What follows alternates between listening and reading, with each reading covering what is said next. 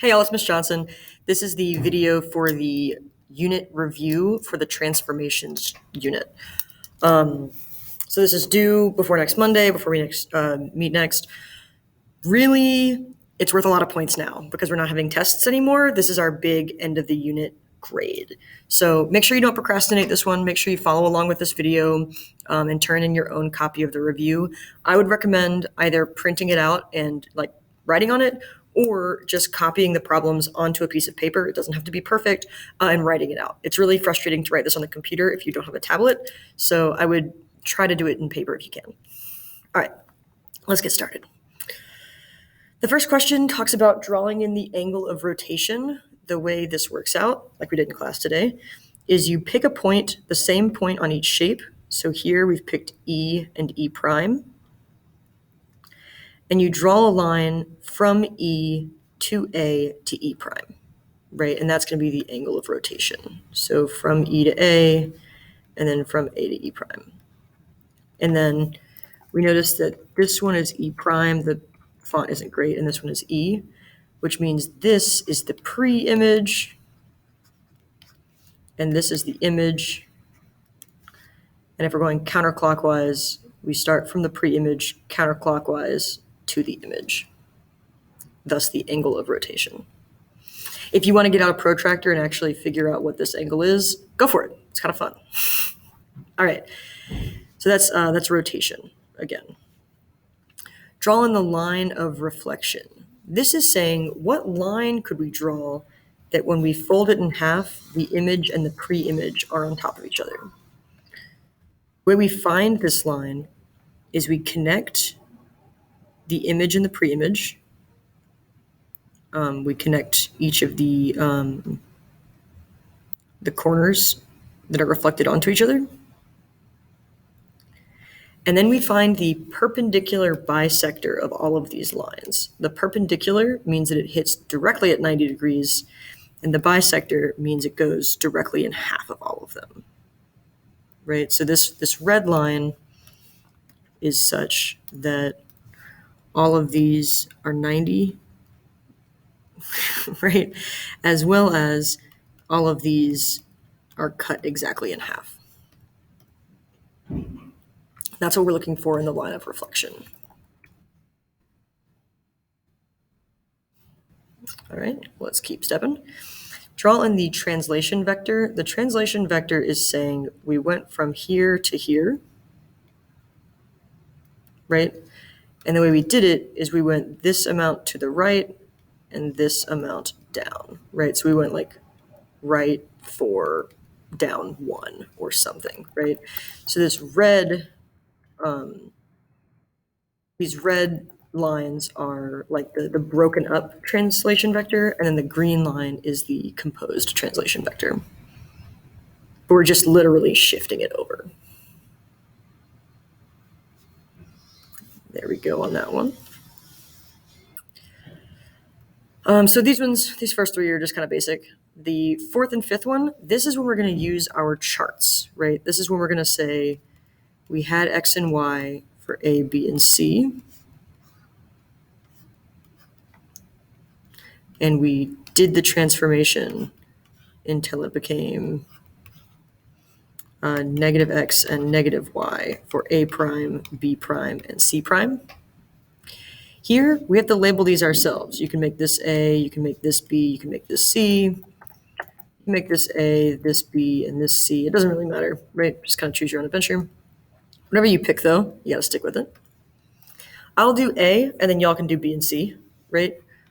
Boop, boop. So A for me looks like it's 5, 2. I went right 5 and up 2. And then when I put in my A prime, it becomes a negative 5 because it's just the negative of whatever was here. And this one becomes negative 2 because it's the negative of whatever was here. Negative 5, negative 2 comes over here. What y'all will do is fill in B, fill in C, figure out where those go, draw the picture, and decide whether it is a dilation, translation, reflection, or rotation. Save. For 5 and 6, same thing. So I'm going to draw my chart. This says A, B, and C are the original. This is the pre-image. So I'll label this A, B, and C for fun. Then the post-image, so the image after the translation is x minus 2, y minus 4. Again, I will do A, and y'all can do B and C. Looks like A is at 3, comma 4 here. 3 minus 2 is 1, so I put a 1 in A prime. 4 minus 4 is 0, so I put a 0 in A prime. And then I plot the point 1, 0. 1, comma 0 is A prime. You'll fill in the B and the C prime, you'll draw the triangle, and you'll decide which of the 4 transformations it is. Same game. Let's keep you on it. A, B, and C. You can label these anything you want. They can be M, M, and O, X, Y, Z, doesn't matter. Probably not X, Y, Z, just because there's already X's and Y's involved. Transformation. This is 2X and 2Y. Right now, I'll call this A, B, and C. A is -1, -1, which means A prime is -2 and -2, because both of the transformations just said multiply by 2. So A prime is this one. Again, you need to fill these out, draw the new triangle, and tell me what kind of transformation it is. The next thing we're going to do is vocabulary, right? What we're going to do here is you are going to match the definition with the word just by writing in A here or writing in, whatever here. So let's do a couple. I'll do A, B, and C, and then y'all can finish it out. The flip of an image across the mirror. This is a reflection, right?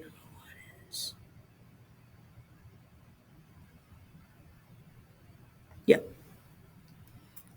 The flip of an image across a mirror is a reflection. A transformation that grows or shrinks the image. We said that this was dilation, so boom, dilation.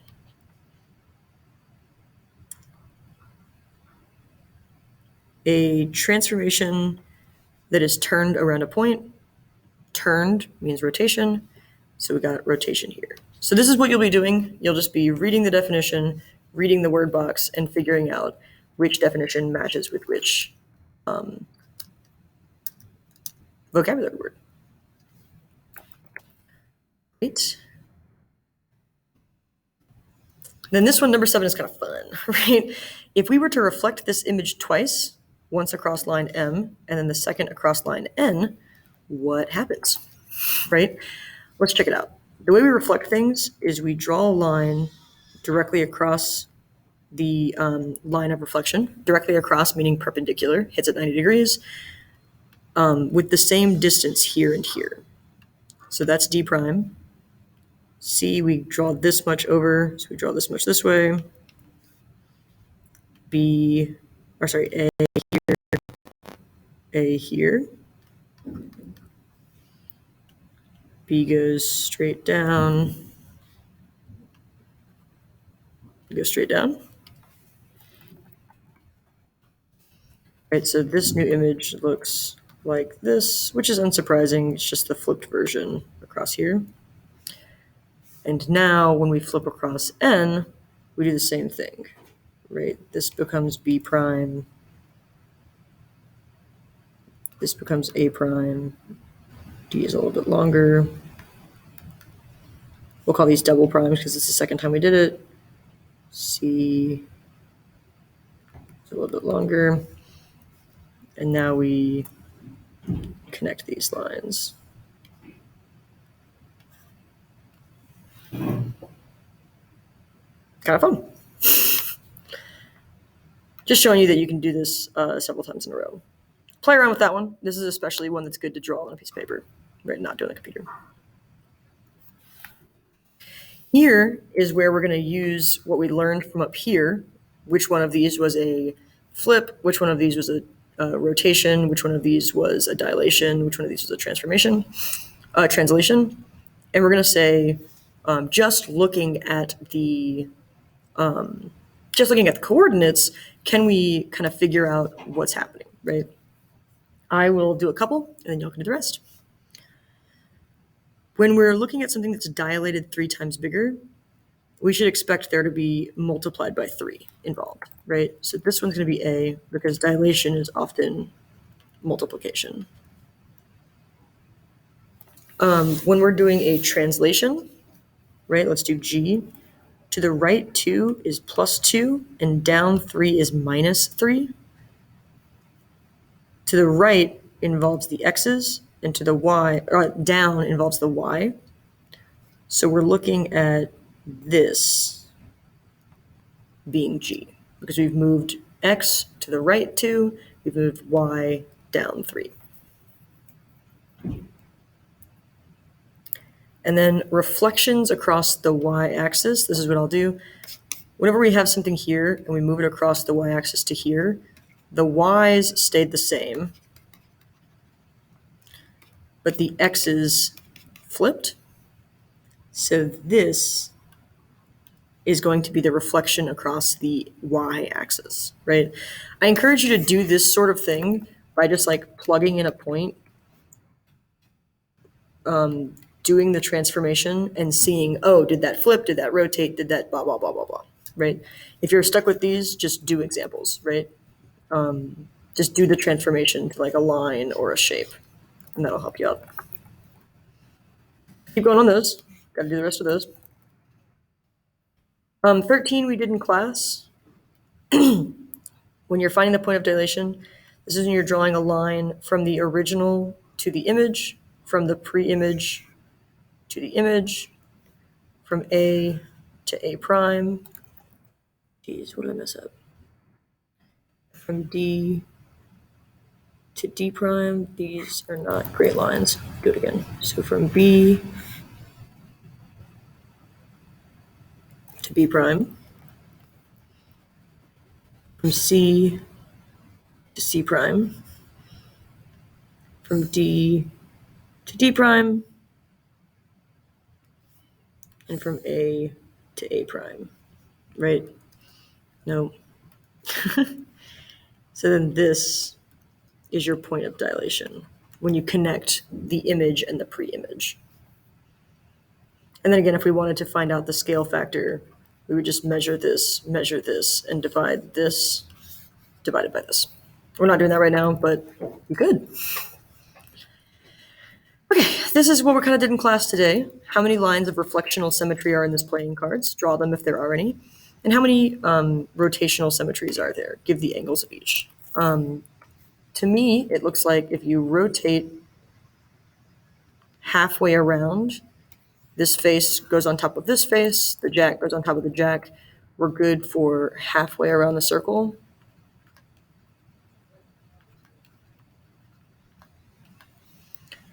Which is 180 degrees. The next time it flips, it's at 360 degrees, which is all the way around, so we don't really count that, right? So there's one rotational symmetry at 180. And then how many lines of reflectional symmetry are this? I'm gonna let you try it out. But you gotta make sure that if you draw a line that it's exactly the same on both sides, right? Any line that you draw, you want this to be the same as right here, because it's flipped over, right? Not a diagonal line, directly down. Leave that up to y'all. How many lines of reflectional symmetry in a square? And then draw the lines of reflectional symmetry. We have a square here. We can cut it like this. And we can cut it like this. How many more can you find, right? So I have not drawn them all. Finish this.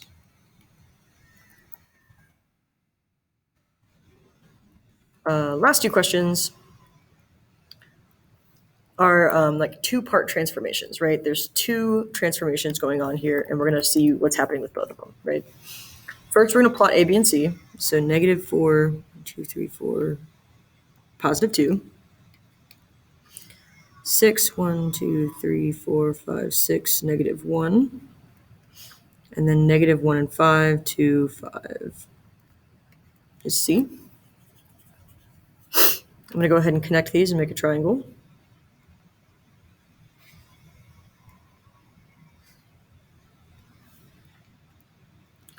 And now I'm going to transform them. I'm going to say that -x plus 2 and y plus 3 is my transformation.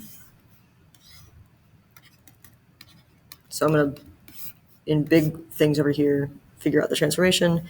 A was -4 for x. So the negative of -4 plus 2 is equal to 6. And then y used to be 2, and 2 plus 3 is 5. Right? The negative of this plus 2 is what we're looking for, and then this plus 3 is what we're looking for. B is 6 and -1. So this is -4 and 2. Once again, we started with -1. We started with 5. So here we're going to end with 8 over here, and here we're going to end with 3 over here. So if we graph these, say in blue, we get 6, 5 is A prime.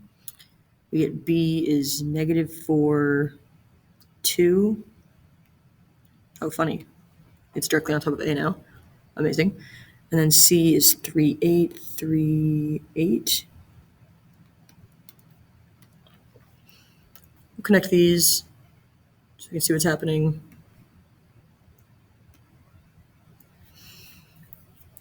This looks like it was